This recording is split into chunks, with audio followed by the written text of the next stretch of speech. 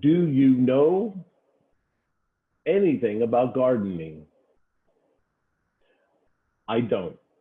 In fact, I probably have inadvertently killed every plant I've ever had in my possession. I'm not a gardener. But you don't have to know much about gardening to know this one fact. You have to plant seeds. In fact, I love the opening line in the parable today. A sower went out to sow. I love that.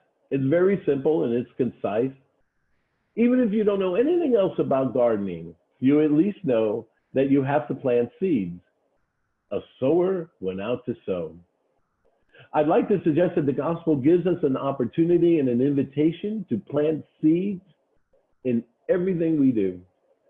As much as this gospel is talking about making sure God's word is firmly planted in our hearts and has the opportunity to grow and yield 30, 60, and 100-fold, as much as the gospel talks about that, it is also talking about the seeds that you and I plant. A sower went out to sow. You see, we are given the opportunity to plant seeds every day in our lives, in what we say and how we live our lives. We can plant seeds by choosing to build up and encourage one another, seeds of love and affirmation, encouragement and support of one another. Or we can plant seeds that grow division and tear down, seeds that destroy another person's reputation through our gossiping of them. We can plant seeds of affirmation and love, or we can plant seeds of hatred and division. Now, I don't know if you've seen the Netflix special called Nanette by Hannah Gadsby. She's an Australian comedian, a lesbian, who came out with a special that kind of went viral, and it's on Netflix. If you haven't seen it, it's called Nanette, and I strongly recommend, highly recommend that you see it. She is brilliant. She has mastered the art of comedy and storytelling. And it's during this special that she starts talking about how much she hated herself for years. About midway through, a little bit more than halfway through the special, it takes a serious, dramatic tone. And she talks about the self-hatred that she had for herself, being a lesbian, growing up in a small rural town in Australia where it wasn't accepted at all, and how that self-hatred had deeply rooted in her, and how she says that she said basically she has to give up comedy because the only comedy she knew how to do for the longest time was self-deprecating humor.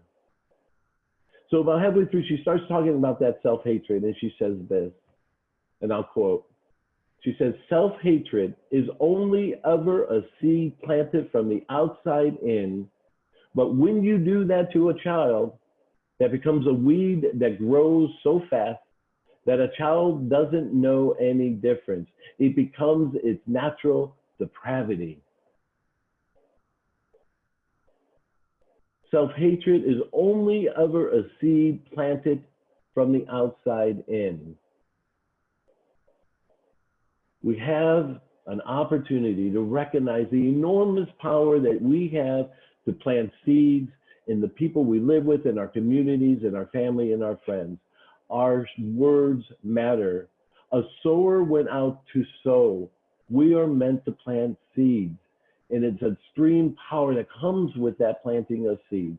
We can build people up or we can tear them down. I remember once telling a friend of mine how much I hate to go to Six Flags.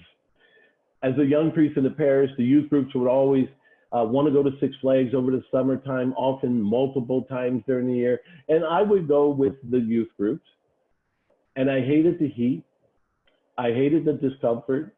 I hated being stuck in a ride in a seat that I could barely fit in. And I hated waiting in lines. I hated standing in lines, waiting for a ride that would ultimately make me nauseous. And I was explaining this to a friend of mine, and they said, well, then why do you go? And I thought about it for a moment. I said, I go because I get to wait in line. And then I explain. The purpose of me going is so that I can wait in line with the youth of my parish. I get to hang out with them. I get to spend time together. I get to spend time hanging out, hearing their stories, what kind of music they listen to, who they're interested in, who's dating who has a crush on who.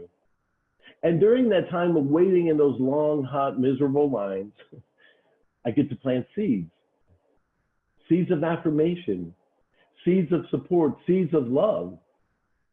And it never fails that as these young people got older and they would find their seeds falling into rocky ground and they needed to talk, they would often reach out to me because they knew I was approachable and that I would listen and that I would support them.